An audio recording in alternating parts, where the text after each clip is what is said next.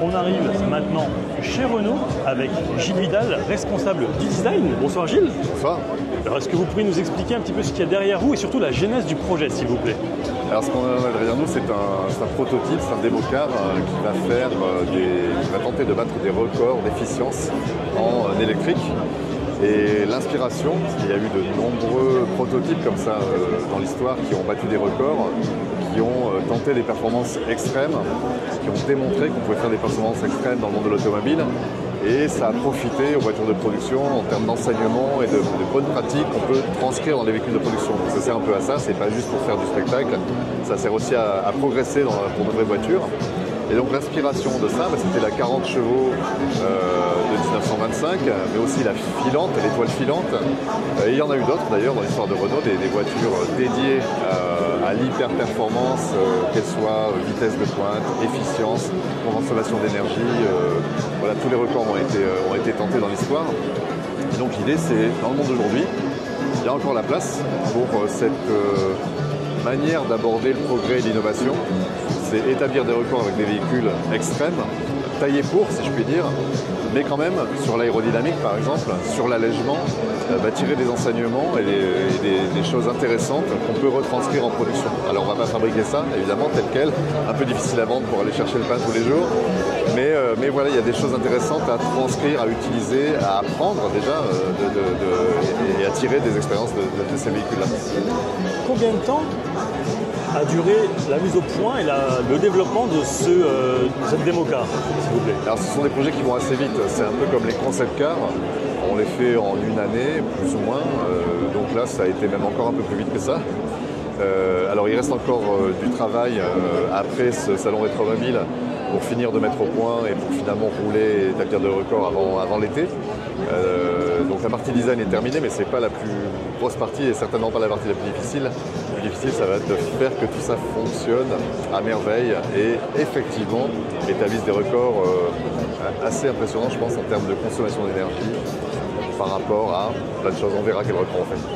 Avec une batterie de la même capacité que le Scénic. Le Scénic par exemple, oui, tout à fait. 87 kWh. Exactement. L'idée c'est d'être réaliste. On pourrait faire des batteries expérimentales extraordinaires, mais du coup ce serait tricher presque par rapport à l'objectif de démontrer qu'on est capable de faire des choses spectaculaires avec des batteries normales que les gens ont dans la voiture aujourd'hui.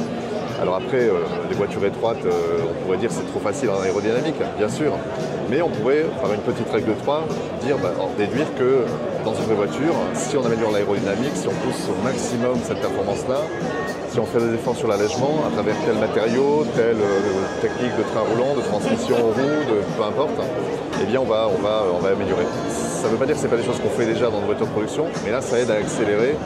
Plutôt, ça donne la liberté d'expérimenter sans limite, en fait, puisque l'objet est dédié à ça. Et je crois, en parlant de poids, qu'on est à 600 kg pour le pack batterie et à 1 tonne pour l'ensemble. Oui. C'est incroyable. C'est assez incroyable. C'est difficile à atteindre, malgré le côté expérimental de l'engin. Mais oui, le but, c'est de voir à quel point cet allègement et cette aérodynamique qu'est-ce que ça va nous amener, à quel score on va arriver, à quel record on va pouvoir établir. Et puis, encore une fois, derrière... comment exploiter ces principes-là. Ce qui est intéressant, c'est que parce que c'est un objet extrême, expérimental, on va expérimenter des choses auxquelles on ne penserait pas forcément dans un véhicule de production, parce qu'on est tout de suite dans les contraintes, la dimension de la voiture de production. Donc ça ouvre aussi les chakras, si je puis dire, à expérimenter des choses atypiques, inattendues, et c'est très positif. Et si maintenant on parle du design, concrètement, qu'est-ce que vous pouvez nous dire sur cette démo-car? Alors sur le design, en général quand on fait un véhicule performance, il y a peu de place pour le design. Si on parle de Formule 1 par exemple, il reste à peu près zéro place pour le design. Pour l'esthétique pure, disons, c'est tout dédié à la performance. Dans ce cas-là, il s'agit de performance aérodynamique simplement. Il n'y a pas de vitesse, il n'y a pas de gagner une milliseconde au tour comme en Formule 1 ou de notion d'appui sur le circuit. Donc là, il y a beaucoup plus de liberté pour l'esthétique pure. Et on s'est permis du coup d'expérimenter un peu comme le concept car emblème, sur nos futurs codes de design pour la marque Renault. Donc des choses simplifiées, des galbes assez généreux, assez historiques d'ailleurs pour la marque, avec quelques plis assez vifs, on peut voir apparaître ici et disparaître dans ce galbe. Un pli vif est également ici, qui tend à disparaître vers l'arrière. Mais tout ça assez discrètement, qui structure quand même et qui affûte les formes, mais tout ça dilué dans des galbes assez généreux et assez simples. Donc on a réussi à faire ça sur un véhicule expérimental. On l'a fait évidemment en mode un peu plus réaliste sur le concept car emblème. Mais oui, il y a eu une intention esthétique et on a eu la liberté, dans un contexte, encore une fois, voiture performance, de le faire et de l'expérimenter. Et c'est vrai qu'elle a une ligne qui est quand même assez incroyable. Alors effectivement, c'est surprenant.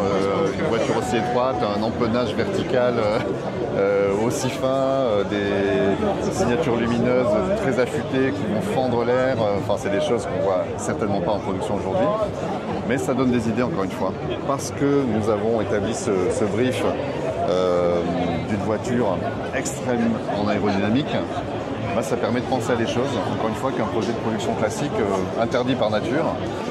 Donc on n'y pense pas, donc on ne creuse pas les potentiels. Donc c'est un peu comme la compétition. Pourquoi la Formule 1 est intéressante, pourquoi le rallye, pourquoi l'endurance 24 heures du Mans. Ça permet d'explorer, de chercher des solutions techniques, des solutions aérodynamiques que la production spontanément n'ouvre pas en fait. Donc ça bénéficie aux voitures de production. Et en parlant de Formule 1, je crois qu'on a une position peu ou prou identique. Oui, tout à fait. À celle d'une Formule 1. Tout à fait. Les fesses beaucoup plus bas que les talons. C'est ce qu'on trouve typiquement dans une Formule 1 et c'est ce qui permet de placer le corps de la manière la plus efficiente en termes d'encombrement en hauteur.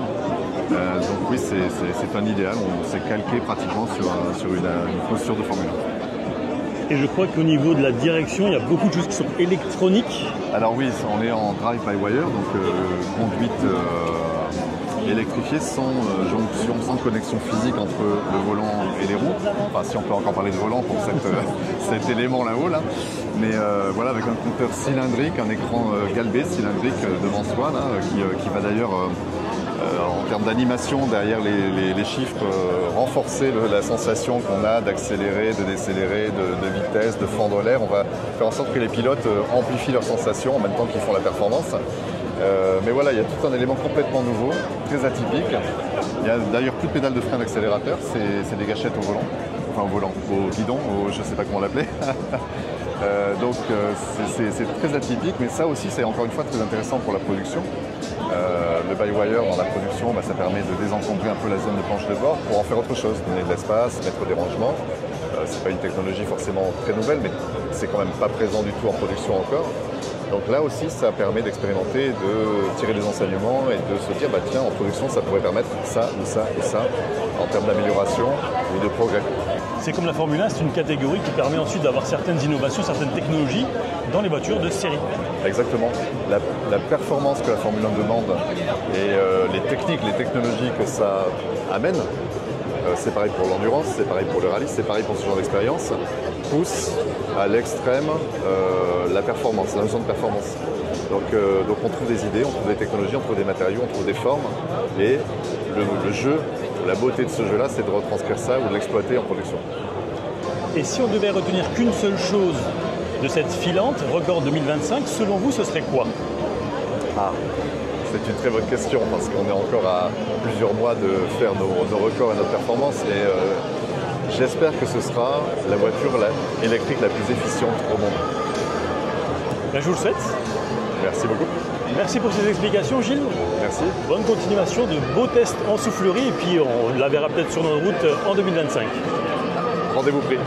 Merci beaucoup, à bientôt. Merci, à bientôt.